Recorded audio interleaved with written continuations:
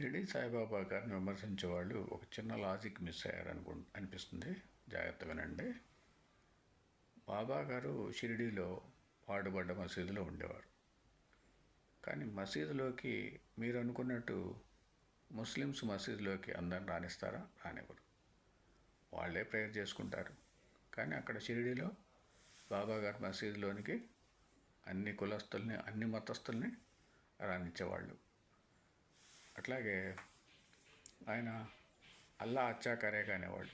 అంటే భగవంతుడు మేలు చేస్తాడని అర్థం. సో ఇవన్నీ చూసి బాబా గారు ముస్లిం అని ముద్ర వేద్దాం అనుకున్నారు. అది అన్నాడు జరగదు. ఎందుకంటే ఆయన ముస్లిం కాదు కాబట్టి. ఇంకోటి, లెండిబాగ్లో దత్తాత్రేయ స్వామి విగ్రహం ఉన్నది. అట్లాగే గురుస్థానంలో శివలింగాన్ని ప్రతిష్ఠించారు. అయితే అది 1918 ముందు నుంచి కూడా ఇప్పటి వరకు కూడా శివలింగాన్ని పూజిస్తున్నారు. అయితే ఔరంగజేబు తెలిసిందే కదా, కాశీలో కానీ సోమనాథ్లో కానీ శివాలయాలను ధ్వంసం చేయటం, ఆ ప్లేసుల్లో మసీదులు కట్టించడం ఆయన పని. అది అంటే హిందూ దేవాలయాలు అంటే నచ్చదు ఔరంగజేబుకి. కానీ వీళ్ళు అనుకున్నట్టు బాబా గారు ముస్లిం అయితే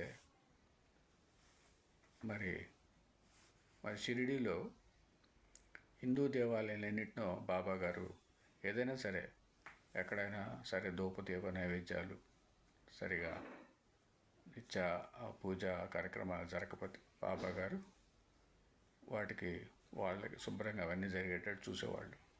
అది మొట్టమొదట బాబా గారు ప్రకటమైంది అక్కడ ఖండోబా ఆలయం దగ్గర.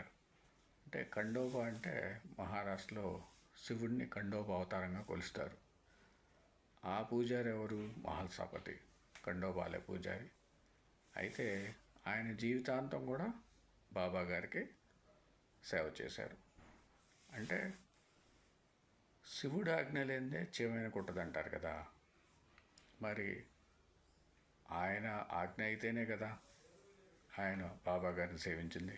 ఆయన జీవితాంతం మహల్సాపతి గారు బాబా గారిని సేవించారు. అట్లాగే ఆయన కొడుకు కూడా మార్తాండ మహల్సాపతి, ఆయన కూడా బాబా గారిని సేవించారు. అది. సో ఇవన్నీ చాలా విషయాలు మనం జాగ్రత్తగా క్షుణ్ణంగా చరిత్ర తెలుసుకుంటే బాబా గారిని విమర్శించడానికి ఎటువంటి ఆస్కారం లేదు. అయితే మేమే హిందువులు అని చెప్పుకొని ఏం చేస్తున్నారంటే బాబా గారి మీద దుష్ప్రచారం చేస్తున్నారు. నిజంగా నువ్వు హిందువు అయితే భగవద్గీత చెప్పు, భాగవతం చెప్పు, రామాయణం చెప్పు, భారతం చెప్పు, ఎన్నో అద్భుతమైన గ్రంథాలని, శివపురాణం చెప్పు. ఇవేమి చెప్పరు. ఎంతసేపు బాబా గారిని విమర్శించడం. ఇంకోటి కొత్తగా ఏంటంటే బాబా గారు వేరే మతం అని ప్రొజెక్ట్ చేయడానికి చూస్తున్నారన్నమాట. అది ఆయన అంతకుముందు ఆయనే చెప్పారు, అది కబీర్ మతం అన్నారు. అంటే మత సామరస్యానికి బాబా గారు పాటుపడ్డారు. అది. సో చాలా విషయాలండి. అందరూ క్షుణ్ణంగా చదవండి. సాయి సచ్చరిత్ర చదవండి. షిరిడీ సంస్థానం వాళ్ళు ప్రచురించింది. అట్లాగే ఎక్కిరాల భరద్వాజ మహర్షి గారు రాసిన సాయి లీలామృతం కూడా చదవండి. మాస్టర్ గారు ఇంగ్లీష్లో కూడా రాశారు, సాయిబాబాది మాస్టర్ని.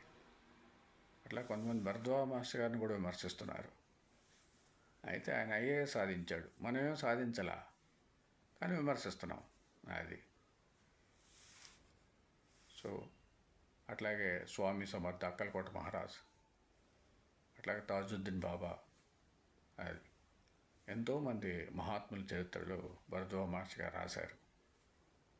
మాస్టర్ గారు ఆయనకి ఎంత నాలెడ్జ్ ఉన్నా సరే చాలా సింపుల్గా అందరికి అర్థమయ్యే భాషలో రాశారన్నమాట. అట్లాగే విజయవాడలో ముత్యాలంపాడులో సాయిబాబా గుడిలో భరద్వాజ మాస్టర్ గారు దుని ప్రతిష్టాపన చేశారు. అయితే ఆ పెద్ద విగ్రహాన్ని ముందు ఒక చిన్న విగ్రహం ఉంటుంది. దాన్ని చందోలు రాఘవనారాయణ శాస్త్రి గారు ప్రతిష్ఠ చేశారు. అప్పుడు భరద్వాజ మాస్టర్ గారు రాఘవనారాయణ శాస్త్రి గారిని పాదాలకు నమస్కారం చేసుకుంటే అప్పుడు రాఘవనారాయణ శాస్త్రి గారు అన్నారన్నమాట, శ్రీ గురు చరిత్రను వ్రాసిన మిమ్మల్ని ఆశీర్వదించగల వారెవరు అన్నారు. అంటే మాస్టర్ గారు సంస్కృతంలో ఉన్నదాన్ని తెలుగులోనికి ట్రాన్స్లేట్ చేశారు. సంస్కృతంలో వాసుదేవానంద సరస్వతి స్వామి రాశారు, తెలుగులో భరద్వాజ మాస్టర్ గారు దాన్ని ట్రాన్స్లేట్ చేశారు సంస్కృతం నుంచి తెలుగులోకి. అది సో మాస్టర్ గారి గురించి తెలియకుండా భరద్వాజ మాస్టర్ గారిని విమర్శిస్తున్నారు. అట్లాగే బాబా గారి గురించి తెలియకుండా బాబా గారిని విమర్శిస్తున్నారు. క్షుణ్ణంగా చదవాలి పుస్తకాలు. అట్లాగే భరద్వాజ మాస్టర్ గారి దగ్గర చదువుకొని ఎంతోమంది ప్రయోజకులయ్యారు. భరద్వాజ మాస్టర్ గారు లెక్చరర్ చేసేటప్పుడు ఎంతోమంది పేద విద్యార్థులకి ఫీజులు కట్టారు. అట్లాగే ఎవరైనా ఏదైనా అడిగితే సరే కాదనకుండా సహాయం చేశారు. ఇవన్నీ జరిగినవి. మనకు డౌట్లు ఉంటే వెళ్ళి కనుక్కోవచ్చు. అది ఒంగోలులో షిరిడి సాయిబాబా మందిరంలో భరద్వాజ మాస్టర్ గారి సమాధి ఉంటుంది. అట్లాగే అక్కడ ఎవరైనా సరే చెప్తారు. సో చాలా విషయాలు తెలుసుకోవాల్సినవి చాలా ఉన్నాయి. తెలుసుకొని మాట్లాడితే బాగుంటుంది. ఓం సమ సద్గురు సాయినాథ్ మహారాజ్కి జయ. ఓం సమ సద్గురు భరద్వాజ్ మహారాజ్కి జయ.